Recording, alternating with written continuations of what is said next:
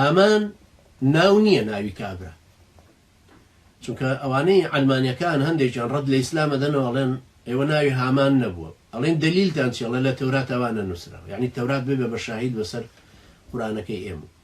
هامان ناوی مەنسەبەکەی هەروەکو کە فرعون ناوی مەنسەبەکەیە، فرعونەکە ڕامسیسە، دوایش من مفتاح کە غەرقە بێ لە ئاوەکەیە.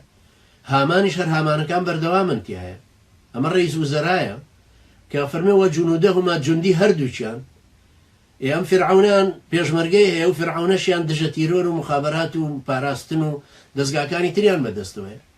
یەکێکیان ڕئیسی حکوومەتە ئاسایشی پێ، ئاسایش لەگەڵێتی جوندی ئەون ئەوەی کە ئاسایش و دژە تیرۆری ژەیکە، هەرەوەی کە پێشمەرگەی تاغوتێکە، ئەوانەی کە تاغوتن و دەسەڵاتیان گرتوۆتە بەردەست و فرعونی حکومەکەن هەرەماکەنەوە.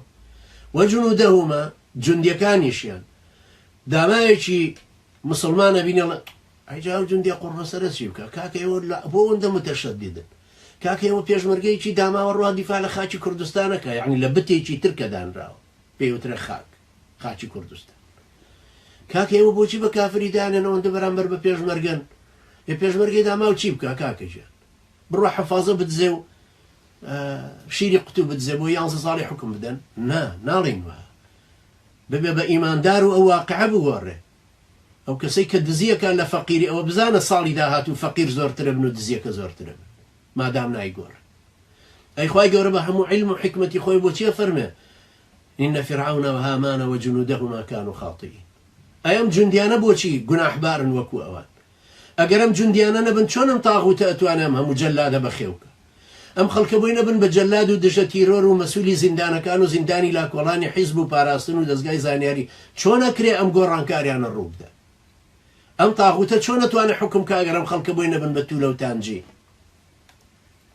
بۆیە خوای پەروەردگار ئاوا لێرە ئەفەرمێ جوندیەکانیشیان خۆشیان ونري فرعون وهامان وجنودهما منهم ما كانوا يحذرون. هم أوانان بيشان دينك أوان أو حزريان ليك. فرعون تاوان بارة، هامان تاوان بارة، جندي كان يشان تاوان بارة بهمان شيء.